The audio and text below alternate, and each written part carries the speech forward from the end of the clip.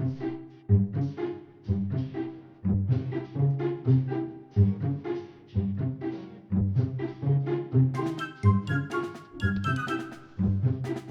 everyone, my name is Diksha and I am editorial member of the Sociology group. This is our first episode in the Pure Voices monthly series, part of our Meet the Professor initiative. Before I introduce our guest, I want to begin with the reflection J.D. Krishnamurti once said. The ability to observe without evaluating is the highest form of intelligence.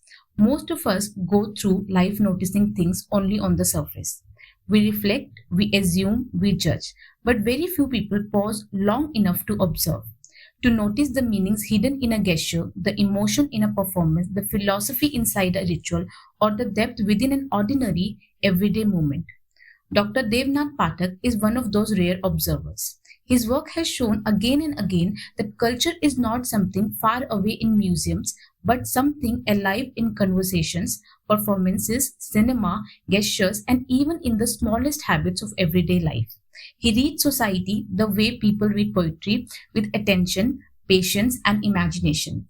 While many rush to study grand theories and big structures, he turned towards the simple things, a Methli folk story. And now, let me introduce our guest. Dr. Nath Pathak is a distinguished sociologist at South Asian University, a founding faculty member of the Department of Sociology and the current Dean of Social Sciences. He teaches experimental imaginative courses to MA and PhD scholars and guide research on popular culture, performance, media, language, everyday social life. His own work spans the philosophy of social sciences, methodology, and over a decade of research on folklore and Mithila tradition. He is the author of Living and Dying Meanings in Methli Folklore, In Defense of the Ordinary, and To Be or Not to Be Sociological, among with several edited volumes. He also serves as an editor of the journal Society and Culture in South Asia. Dr. Pathak completed his PhD, MPhil, and MA from Jawaharlal Nehru University, specializing in folklore, performance, popular culture, and theoretical issues in social sciences. Sir, it's a privilege to have you with us today. Welcome. Sir, before we begin, if you had to describe yourself in just 3 words, what would they be? Uh, Difficult to reduce myself into 3 words, but if I try hard, it would be try, and keep trying. Yes. My second question to you is, sir, how do you personally practice sociology in your everyday life? I listen. I try to listen. Listening is very sociological to me. So, sir, what kind of things do you like to listen? Everything around me, all kind of sound. Listening is also a way of seeing. Listening is not just hearing. Listening is also an act of operationalizing your vision. So listening is a broader act for me. All sorts of things, everything around me, I try to make sense of them. Even myself, I'm not apart from society. Yes. If society is good, I'm good. If society is bad, I'm bad. If society is ugly, I am ugly. I try to make sense of all, good, bad, and ugly. They all are equally important to me. Okay. So, sir, you have also write a lot about art. Like, we should not see art as an only aesthetic thing, but beyond that, art is something more. Art, poetry, music, like they are clearly important in your work. So, can you recall a moment when art helped you to understand society in a deeper way? Yeah, it does it. It does every now and then. I see a work of art in terms of visual art. I listen to a piece of music. I watch something on television, in cinema. I read a novel. I read a poem. Every now and then, I get a sense that social sciences in general and sociology in particular is far, far behind in terms of the profundity of meanings. the kind of profound meanings that emerge from the field of art, sociology, anthropology, social sciences in general, we are yet to match with, artists, musicians, poets, literators. True. With this, sir, what are your thoughts on sociology in South Asia? Good question, which also includes myself, and a lot of my peers all around the world who I know. All of us put together, I think all of us suffer from same old syndrome, which some of the earliest doctors of sociology tried to diagnose. Alvin Goldner in America, C. Wright Mills, Pierre Bourdieu, and closer home, some of these pioneers in sociology, they try to make sense of the pretense of a sociologist. A sociologist pretending to be a superior creature.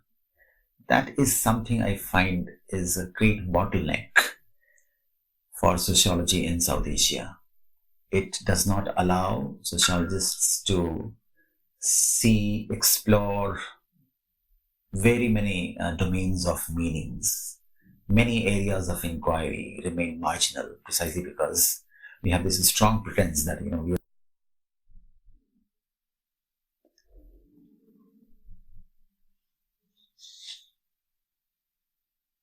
we tend to think that we are doing sociology, but basically we are mostly reproducing, repeating. This is a very common problem across South Asia.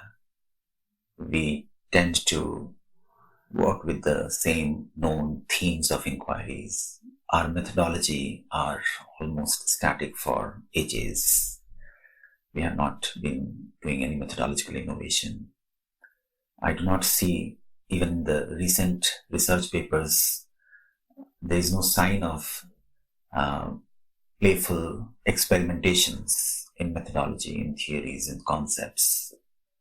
Although there may be a conference on theorizing from South, global South, decolonizing, big words, but it does not result into any kind of experimentation. Yes, sir. And that's where I am slightly pessimistic about the way standardized version of sociology prevails upon us in the region of South Asia. We also do not see, because of the heavy standardization, we also do not see a possibility of meaningful, creative dispute. Intellectual disputes are missing. This has been concerned for a very long time.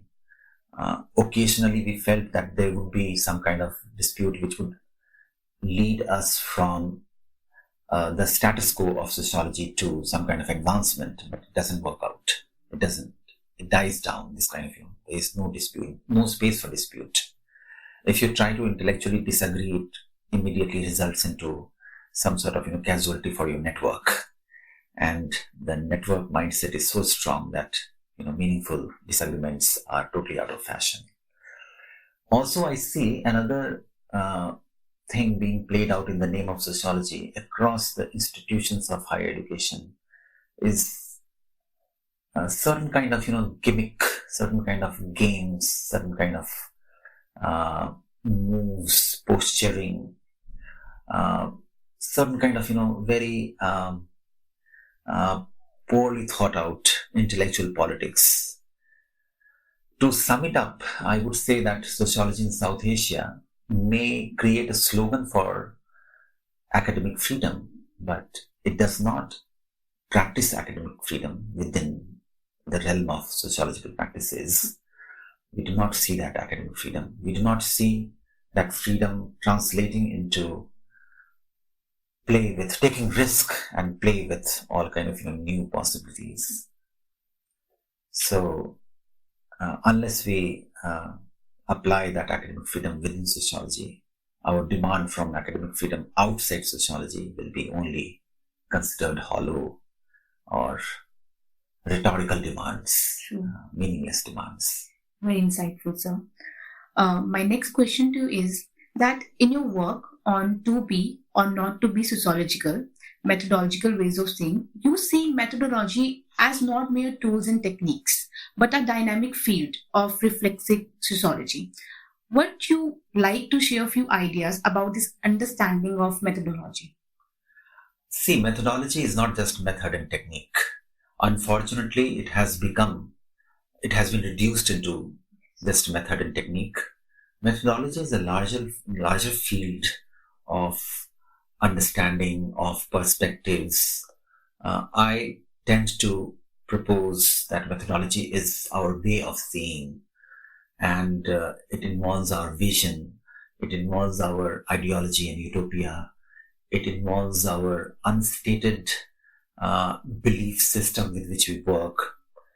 And that area, that methodology, is relatively under discussed, underdeveloped.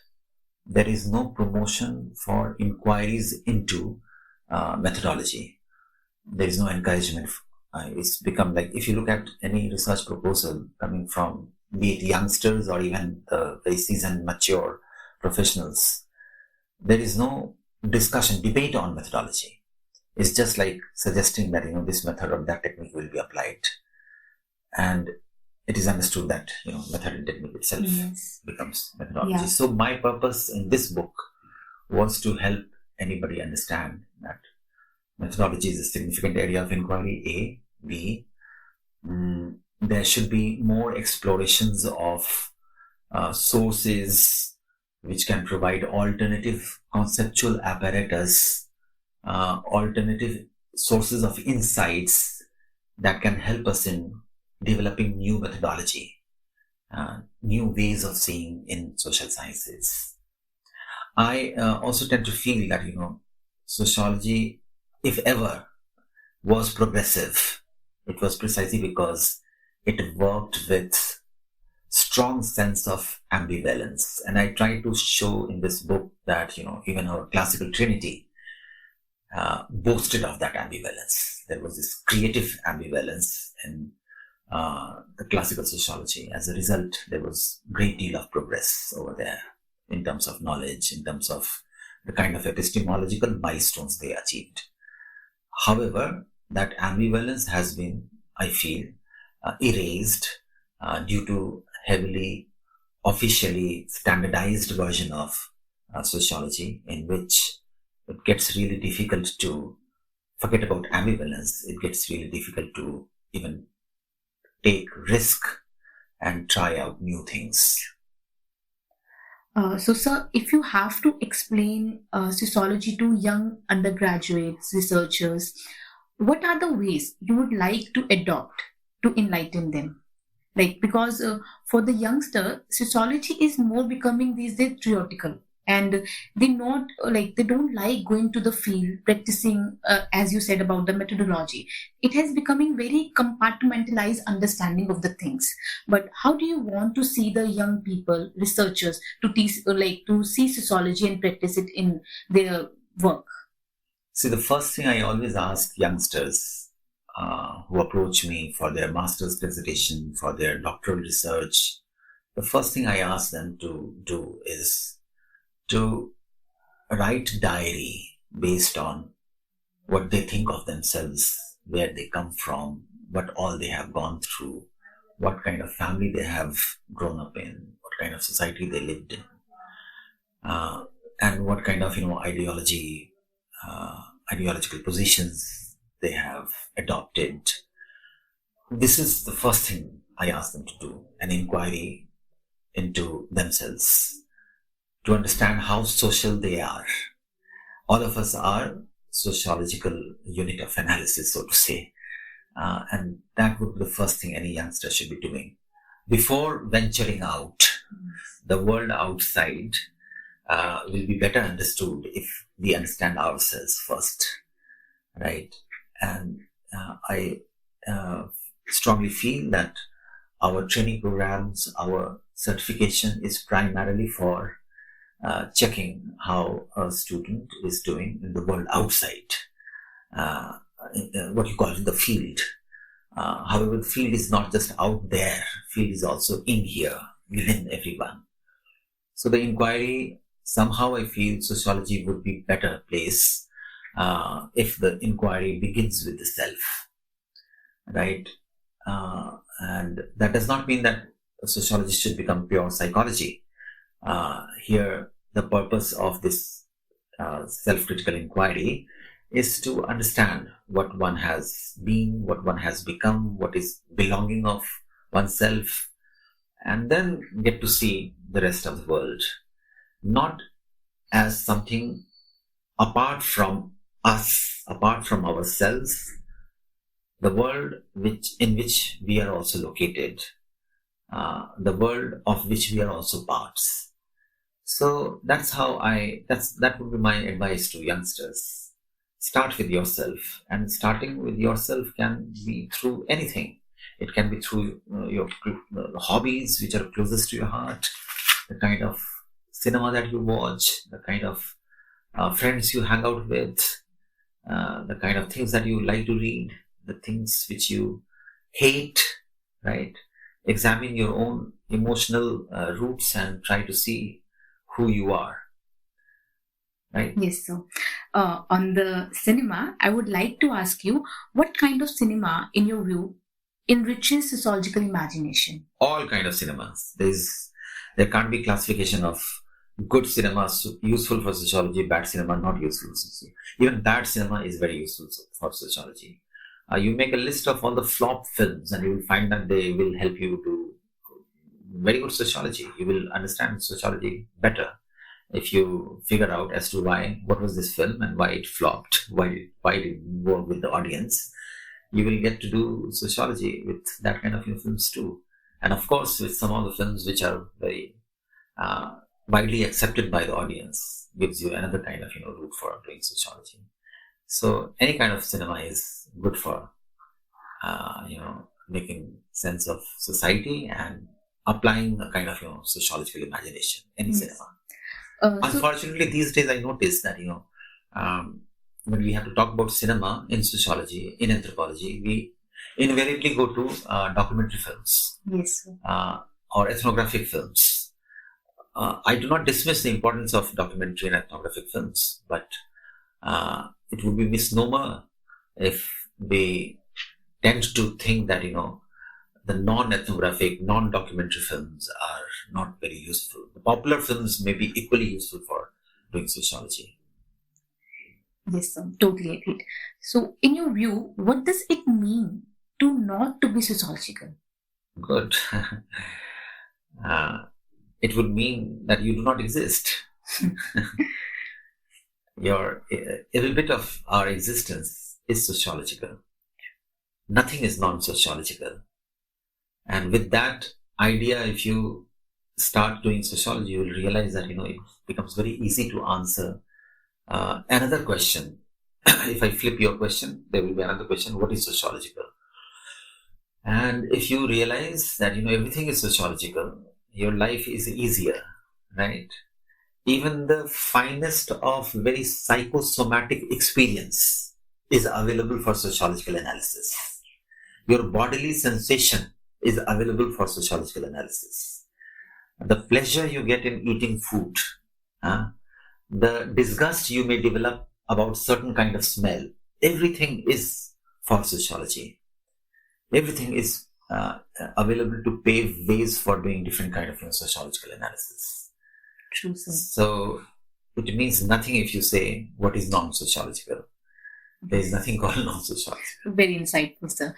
So, in the defense of the ordinary, everyday awakenings, you highlight how micro events of everyday life carry deep sociological significance, something often overlooked by macro-focused academic sociology.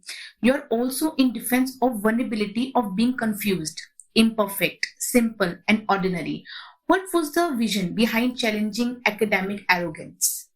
Yeah, precisely. The reason why the micro has to be highlighted as something very important for doing even macro sociology is because we need to bring down owl of Minerva from higher pedestal. This has been the case with a lot of sociologists.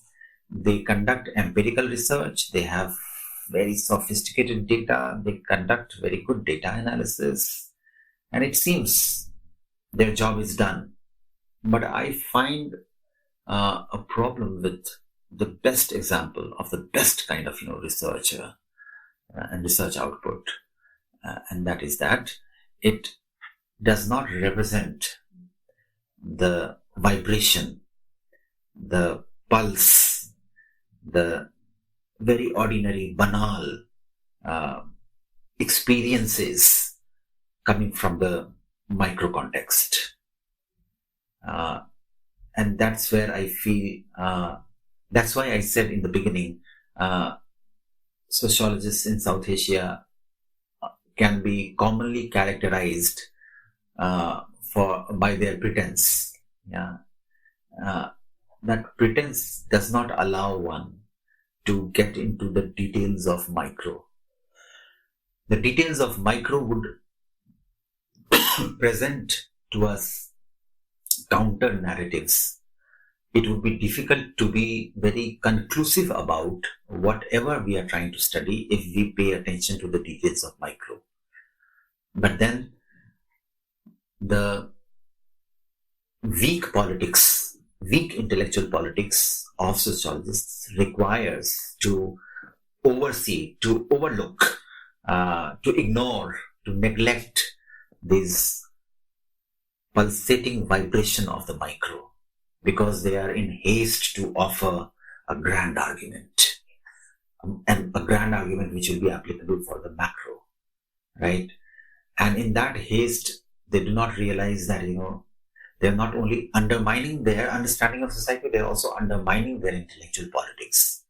Unfortunately, these days I notice that youngsters get carried away by the cunningness of the pretentious sociologists, right? They get carried away without asking very important questions about the counter narratives which are present in the micro context. They don't want to pay attention to those counter narratives. And my strong feeling is that, the growth of not only sociological knowledge, growth of knowledge in general depends on our understanding of those counter narratives. It depends on our ability to make sense of the details of micro. As the saying goes, devil is in the detail.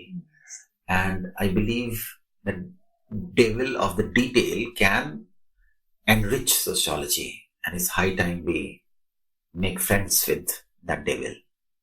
Great. So, my next question to you is: you have studied masks, performances, and the hidden sides of everyday life so deeply. So, when you walk through ordinary daily life now, does the world feel more clear to you or more mysterious? And what would you feel inside when you sense things beneath the surface? World would be always mysterious, no matter how much you get to know it. And that is the beauty of world. One should not aspire to get rid of that mystery of world altogether. That is impossible humanly, and that would also be a great compromise on our existential requirement. Yeah, existentially we need a mysterious world, right? Having said that, because there is mystery in the world, there would be need of many more storytellers, new generation of storytellers, many more sociologists to keep decoding that mystery of the world. So, mask all around us, performances all around us, and we try to understand those performances. But we know that no performance can fully exhaust the enormity of meanings, right? As a result, we also see that, there are always new performances in the making, right? So from folk theater to proscenium theater. Now we have come to social media, the social theater on Instagram, on LinkedIn, on what are the other things, all sorts of platform. We see those kind of performances, and we realize that those performances are helping us understand certain kind of mystery, while they also enable us to understand that the mystery is yet not completely exhausted. Yes, sir. Right. I must add to that, we, the sociologists of all over the world, from all over the world, we also tend to be masked people. We have masks on our face. We are also performative. We're performing our ideology. We are also performing in a very carefully crafted, scripted ways, and we try to fool each other. Give a sense to each other that I am this, I'm that, I'm very progressive, I'm not less progressive. We try to give this kind of create this kind of Yes. We do presentation of self on screen, off screen, very Goffmanian kind of thing that Yes. we do. And we think that now we have fooled the world, we have created our image, and it's over. But it's never over. That the whole mystery continues. Yes, sir. With the presentation, as you said, so even among young scholars today feel a lot of pressure, like publish more, count citation, build a CV. You have often questioned this culture. What might be a healthier and more meaningful academic model look like? See, we had a sociologist, Michael Burawoy, who was a strong votary of public sociology, and he strongly believed that sociologists should be writing for the larger public, right? If you are writing in this kind of very rigid manner, which will please the gatekeepers of sociology or any discipline, you are certainly not writing for the larger public. You're only writing for your peers. You would write, it would be considered good in the echo chamber of academics, but it does not go out, right? So I would believe that the conventional style of talking to larger public, addressing larger public, that is one way of continuing with scholarly pursuit and yet serving the public, right? If you're serving the public, you also have a very different kind of sense of responsibility. If you're only serving the academic peer, probably your sense of responsibility is different. Right. So I would say that, is apart from writing for the larger public, almost like a public sociologist, one should also try to reach out to the world at large. It's so very easy to shout slogans within the safe precincts of higher education. It would be more challenging and more useful to step out and meet people, ordinary folks, as well as folks who are really working in society, and talk to them, make sense of them, and convey what you think about the world, convey your point. There would be a different kind of, they would not be guided by the same academic demeanor, decorum. There would be a different kind of, intellectual disagreement. So that those disagreements would prepare us sociologists to be more socially responsible.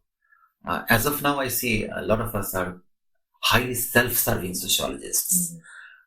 We are doing things which will only serve us. We are talking in our echo chambers. We may be saying nice things, right things, but it does not make sense beyond a point. We speak in the language which is loaded with concepts, jargons. We understand each other and we think that our job is done. But that is not the end of the job. We are also humans, and we live in this society, and we have larger role to play. And we need to figure out what could be our larger role, right? And that's where we need to step out of our comfort zones. We need to also realize that, a discipline, a pursuit of knowledge cannot be merely for serving our limited parochial self-interest. It has to be for the larger society. True, sir. My next question is, all of us remember at least one teacher who change our way of thinking. So, for you personally, what makes teaching truly meaningful or good? Teaching for me is very meaningful, good, as well as I would say anything that would be meaningful would be probably good. And teaching is good when teaching is truthful. In the name of teaching, these days we come across pedagogic cunningness. A lot of demagogues work as pedagogues these days. They're rabble-rousing demagogues. They tend to blindfold students with a select theory, with a select ideology. That should not be the case with teachers. We have had many exemplar teachers coming from all walks of life. They were in the profession of teaching, and many of them were also not in the profession of teaching. There was a rickshaw puller who was a very good teacher. There was a prisoner serving sentence in a jail who taught me. I learned my basics from a prisoner in a jail, not a professional teacher, right? There was a cobbler. As a child, I used to sit with him, and I saw what he used to do, sitting by the roadside and looking at his activities. I acquired some skill of craftsmanship. He was not a professional teacher. And likewise, we have had several teachers in the profession of teaching who were not playing tricks with us. They were telling us very openly that, here you are wrong. No, this is not the right way. Don't jump to conclusion. Don't be in haste to offer your argument. Spend more time with this reading. Do not convert this reading into an ideological piece of, right? So there have been such examples of teachers. But unfortunately, our world is dominated by those teachers who are demagogues, who are into the business of doing nuisance. And the higher degree of nuisance makers, called teachers, are more successful these days. Right? So true. This is unfortunate, but this is true. But in the middle of all these things, I should not be so cynical. I should also acknowledge that in the middle of all these things, there have been always some exceptional teachers who have removed blindfold from our eyes, Yes. who have helped us break free from our chains. Unlike the dominant variety of teachers today, who would like to invent new chains and enslave young minds. Our job is not to enslave young minds.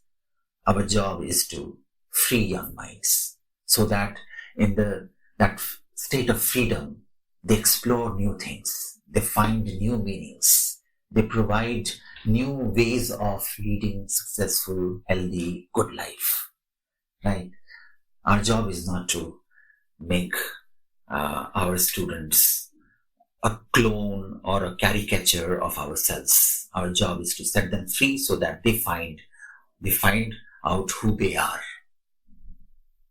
Insightful, sir. On this only, you have often traversed the risky zones like culture, religion, identity, politics, everyday life. As an intellectual, how do you think about risk? Is there a trade off between being critically honest and personal safety or academic acceptance? A very difficult and tricky question, I must say. See, risk is a commonplace thing these days all around us. There are industries generating risk. There is capital enterprise based on risk perceptions of the consumers, clients, right, all around us. There are manufacturers of risk all around us, right? At times there has been criticism that, even state participates in the manufacturing of risk, right? So on and so forth. Having said that, when it comes to the life of an academic, risk is an inevitable, unavoidable factor. Anybody who does not take risk is, I would say, dishonest person. Taking risk is a sign of honesty. You're honest to your calling and hence you take risk. And this is something which I tell my students and I keep reminding myself time and again, that there would be lack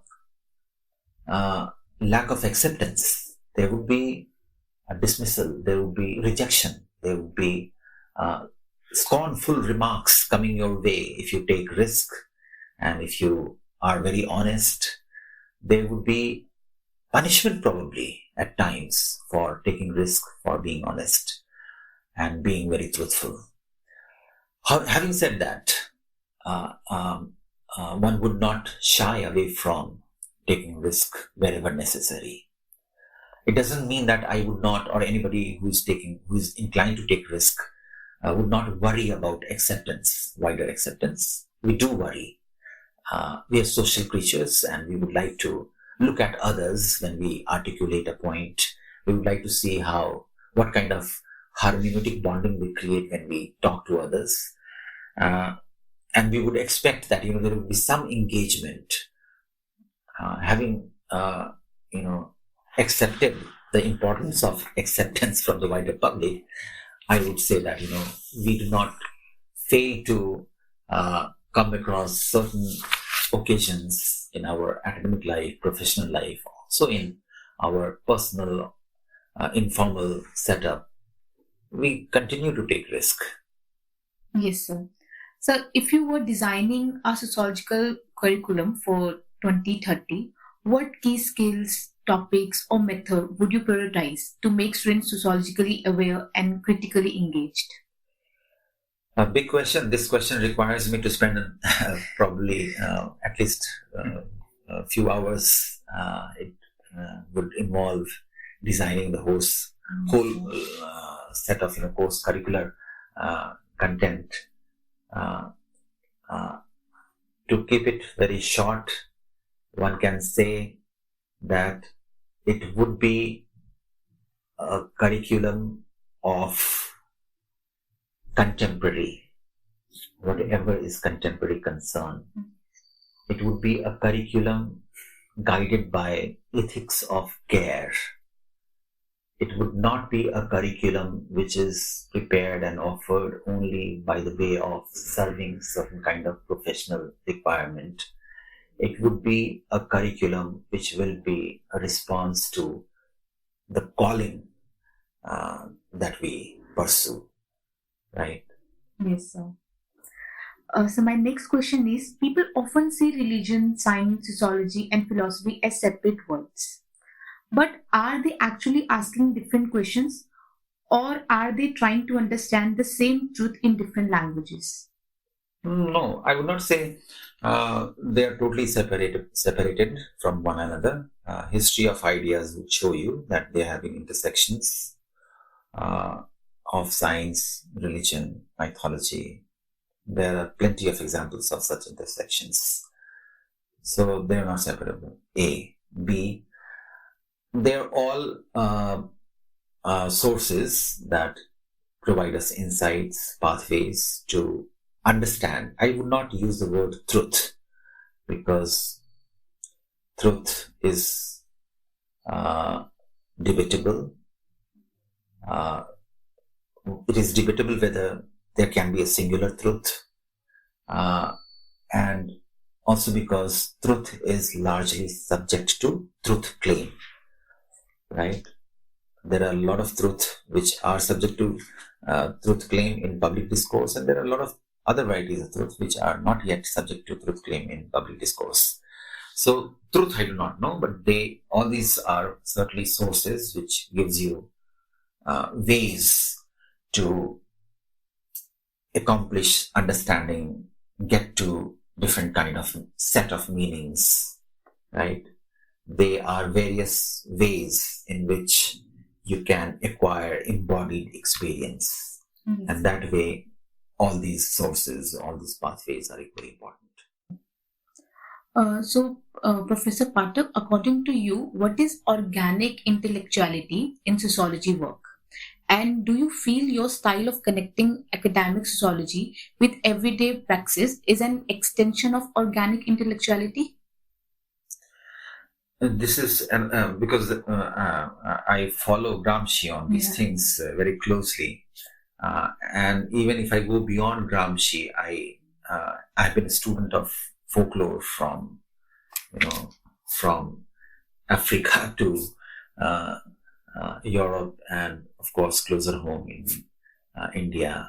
I like to read Kannada folk tale, Tamil folk songs, Maithili folk songs. I like to uh, hear the kind of impromptu singing that Bahurupis in Bengal do. So I have been a student of folklore, and even from that perspective, I can say that meaning exists in the frame of uh, ordinary life, and ordinary life is very organic. Even if something is very bad in ordinary life, say for example superstition, superstitious practices, you would see that those so-called bad things also emerge very organically. They're not imposed from somewhere else. Yes, sir. Say for example our belief, which may appear like an and some kind of awkward thing for somebody who is a non-believer. Some believers may feel that this is a thing of past. Belief is a thing of past, but that belief may have an organic relation with our day-to-day life, and the power of belief is in that organic nature. As a result, I would feel, located in that framework, I would say that if a sociology student wants to conduct a meaningful exercise of knowledge production, it has to be done in that organic fashion. Therefore, I said that the questions of a research has to arise from one's own biographical interest. It can't be something away from biography. It has to emerge in very organic fashion. It can't be something imposed upon someone. Okay, so based on your ideas on organic intellectuality, so therefore you had the show called Radio Rakshasa, which uses a demon-like voice.